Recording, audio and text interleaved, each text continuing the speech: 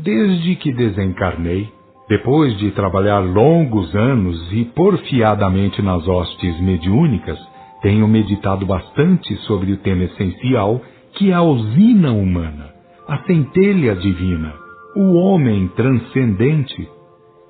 Tendo tido no eslovaco meu primeiro caso a observar de maneira transcendente ou historicamente espiritual, firmei base na certeza de que nunca encontraria um espírito grandes dificuldades a vencer, e nem tampouco abismos a enfrentar, ou reencarnações dolorosas a viver, se quisesse de fato compreender e seguir a trilha ideal, a perfeita escola espiritual, aquela que ensina estar Deus nos fundamentos de tudo e de todos, e um Deus que exige apenas sabedoria e amor, tratos sociais decentes, nunca, porém, macaquices e simulacros, rótulos pomposos e falsas culturas, essa vastíssima fauna que ostenta a santidade postiça, uma vez que nada sabe e nada faz pela esfera íntima, pelo reino do céu que é interior, conforme os verdadeiros ensinos do Cristo.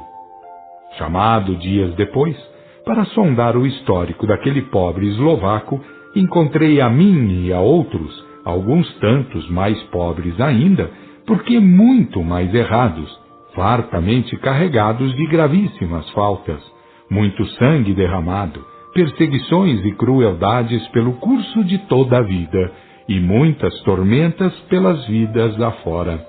Ao cabo de tudo, veio a palavra de quem nos instruía, afirmando: aí tendes o que fizestes no passado pelo presente, e o presente como é, em virtude do passado.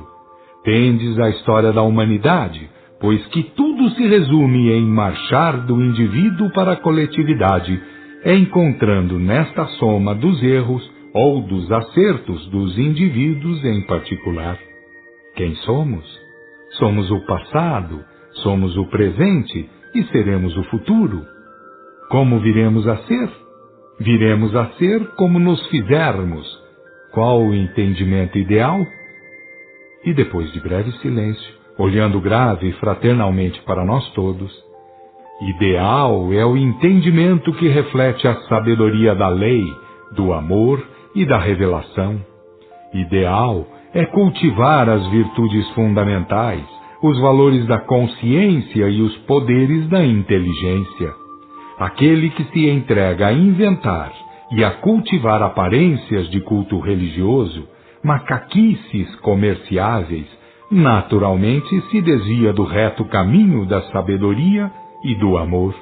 Descamba então para os erros, somando faltas sobre faltas, enviando seus irmãos às faltas e aos erros, cavando para si e para os outros agravos e tormentas, abismos trevosos e encarnações dolorosas. Sem termos o que dizer, ficamos à espera de suas palavras sensatas, palavras de todo um simples que refletiam a mais límpida e ferreteante realidade. E o instrutor convidou-nos agora sorridente e objetivo ao máximo. Vamo-nos desta casa de sondagens maravilhosas, que o reino do céu é interior e aguarda de todos nós o trabalho desabrochante.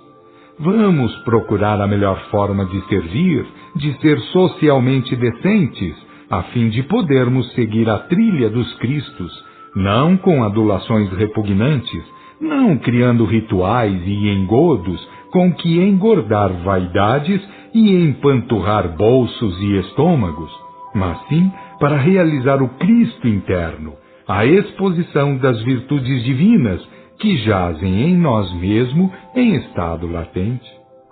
Em outros mundos, outras humanidades cresceram em si mesmas, foram ao encontro da luz divina no templo interior, realizaram por isso a liberdade e se fizeram cheias de glória e poder, alçando-se muito acima das formas pagãs e rosseiras de culto, muito acima de pestilente sociologia do interesse subalterno e dos assanhamentos imediatistas que produzem a treva e a dor, as chagas da alma e as purulências dos corpos, quando em novas encarnações expiatórias. Saímos e fomos em busca dos respectivos departamentos de trabalho. Como todos estávamos formando na legião dos recursos entre os dois planos da vida, fomos ter com o trabalho de enxugar as lágrimas, pensar feridas, consolar aflitos, amparar desencarnados sofredores, preparar novas encarnações a velhos devedores, etc. Fomos à luta pela exposição do céu interno, mas trilhando agora a via de fato, a oficina redentora, sem pompas e sem títulos, sem rótulos pomposos e sem os galardões enganosos do mundo, extraindo merecimentos do emprego virtual do espírito, fazendo valer o cérebro e o coração na ação fraternal direta, sem pensar sequer nas invenções mentirosas, nos simulacros com que procuramos, naqueles dias de treva, encostar ao longe o Cristo e a graça por ele trazida, a revelação por a toda a carne, o instrumento que faz compreender a dignidade fundamental da lei e a divinização final do amor. Como faltosos do passado, inventores de formalismos, ou por culpa daqueles que primam pela manutenção dos mesmos, em benefício de regalias mundanas, vivemos em estado de alerta e compunção. Não faltam aqueles que procuram o reino do céu, não escasseiam aqueles que sentem apego pelas verdades do Espírito. O que falta são os recursos perfeitos. O que falta é abandonar a idolatria. O mundo está cheio dos que procuram o Deus de verdade e de justiça, Deus que é divinamente íntimo, que no íntimo deseja e quer ser encontrado. O Deus de todos os grandes reveladores, o Deus desejoso de união no templo íntimo, na consciência plena de cada filho.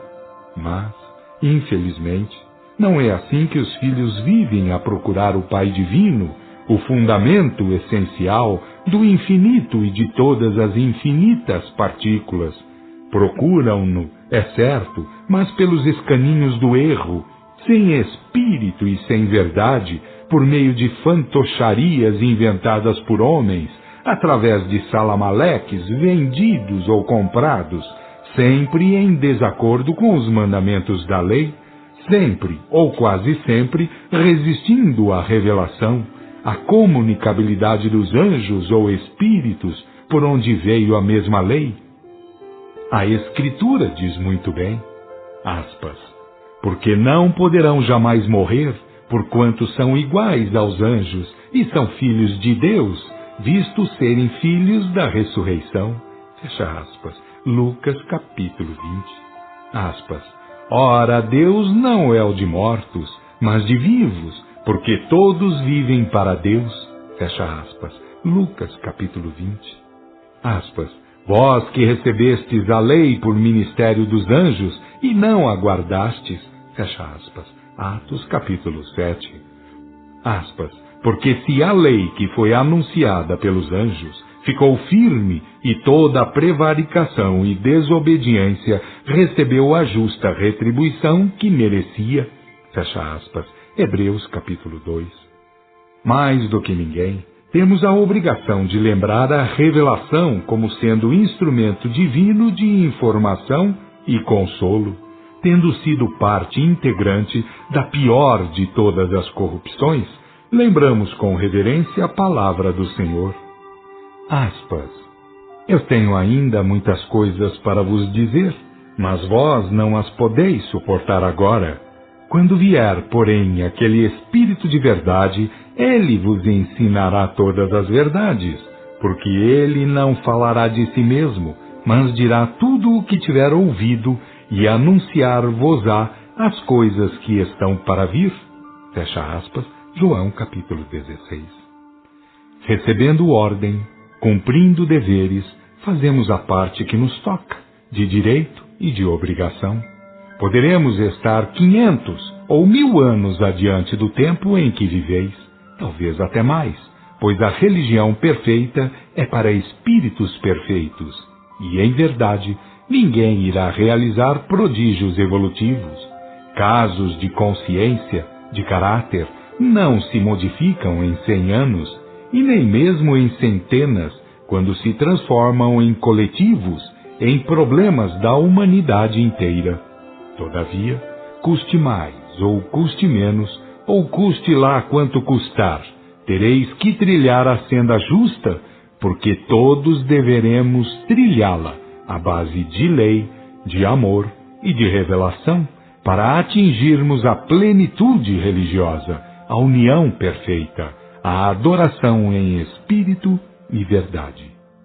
Enquanto, porém, os retardatários forem ficando para trás, ou mesmo se entregando a erros e caindo em abismos, de onde não se levantarão sem pagar até o último ceitil, é certo que os vanguardeiros da verdade receberão segundo as suas obras. Como a Escritura finda suas lições, assim findamos, remetendo nossos leitores ao capítulo final do Apocalipse. Todos encontrarão ali o que aprender, porque ali estão o Cordeiro, a esposa e o Espírito, ou o Messias, sua igreja viva e a revelação, testemunhando a verdade que livra e advertindo contra as corrupções. Se as nossas palavras vos parecem exigentes, se os nossos conceitos vos acutilarem os vícios idólatras, a culpa não nos cabe. Nosso intento foi transmitir a mensagem certa e necessária, justa e oportuna. Há quase 2000 anos, disse-nos o Cordeiro de Deus, que muitas coisas tinha para nos dizer, coisas que ficariam a cargo do Consolador e-las anunciando. Quem vos transmite a mensagem, através do Consolador reposto no lugar, é, em verdade, a voz da própria experiência. Convém ouvir, portanto, aquilo que naqueles dias o Messias não pôde anunciar. O benefício será, bem o sabeis, para aqueles que se fizerem adoradores de Deus em espírito e verdade, porque estes não acompanharão idolatrias e nem simulações, não amarão mais as coisas do mundo e dos homens, deixando de lado as de Deus, não farão a obra da traição, incutindo práticas que redundarão em trevas e dores, serão, em face do mundo, exemplos do caminho do Senhor. Fim.